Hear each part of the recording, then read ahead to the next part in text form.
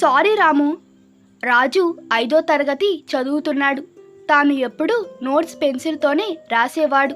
ఒకరోజు వాళ్ళ మాస్టారు పిలిచి పెన్తో రాయమని చెప్పారు.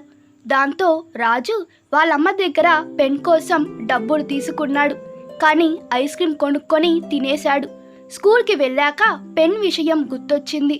ఇప్పుడేం చేయాలంటూ ఆలోచించసాగాడు. కాసేపటికి తన ముందు కూర్చున్న రాము బ్యాగులో నుంచి చెప్పకుండానే ఒక పెన్ను తీసుకున్నాడు. కాసేపటికి మాస్టారు వచ్చి నోట్స్ చెప్పారు. అందరూ చక్కగా రాసుకున్నారు. కానీ రాసుకోవడం పూర్తయ్యాక కూడా రాజు పెన్ రాముకు తిరిగి ఇవ్వలేదు. అప్పట్నుంచి రోజు దానితోనే రాసుకోసాగాడు. కానీ రాము చూడకుండా దాన్ని దాయడానికి ఇబ్బంది పడుతూ ఉండేవాడు. ఎక్కడ చూస్తాడన్న భయం వదిలేది కాదు.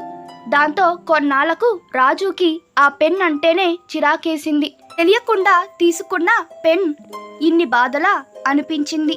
ఇక వెంటనే అది రాముకు ఇవ్వబోయాడు. అప్పుడు అతను, నువ్వు నా పెన్ తీసుకున్నావని నాకు ఎప్పుడో తెలుసు రాజు. చెప్పకుండా తీసుకున్నావు కాబట్టి మనస్ఫూర్తిగా దాన్ని ఉపయోగించలేకపోయావు. అది తప్పని నీకు నువ్వుగా తెలుసుకోవాలనే ఇన్ని రోజులు ఏమీ అనలేదు. మనకు ఏదైనా కావాలి అనుకుంటే అడిగి తీసుకోవాలి, అంతేగాని అలా చేయడం తప్పు. ఎదుటి వారిని అడగకుండా వాళ్ళకు సంబంధించిన వస్తువులు ఏవి మనం తీసుకోకూడదని మా అమ్మ చెప్పిందన్నాడు రాము. సారీ రాము, ఇంకెప్పుడు ఇలా చేయను. ఇదిగో నీ పెన్ తీసుకో అన్నాడు రాజు.